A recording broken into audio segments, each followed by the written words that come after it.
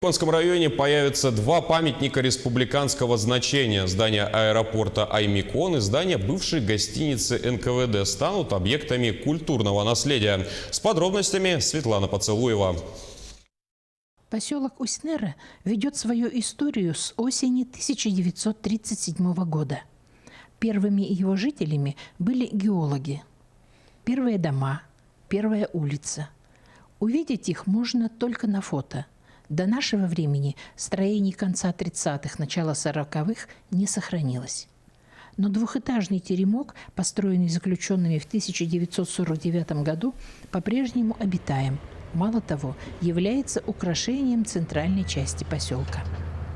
Во времена Дальстроя здесь размещалась гостиница для начальствующего состава, затем дом дирекции ГОКа «Индигирзолото».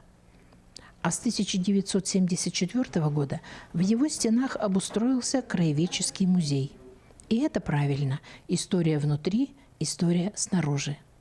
Решением Общественного совета по охране объектов культурного наследия при Департаменте Республики здание гостиницы Дальстроя «Тайга» в поселке Усть-Нера включено в перечень объектов культурного наследия. Здание гостиницы «Тайга», которое охранялось в свое время именно офицерами, боевыми офицерами. Сейчас в этом здании сделан музей. И наша задача в первую очередь сохранить все это в первозданном виде для наших потомков. Эти стены помнят такие исторические моменты. И вот именно поэтому надо это здание нам в первозданном виде сохранить.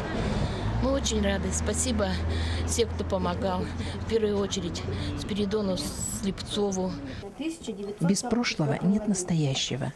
Знание истории, опыта и навыков предков помогают становлению личности современного человека. Именно поэтому так важны охрана и сохранение объектов культурного наследия. Светлана Поцелуева, Павел Комин, Усть-Нера.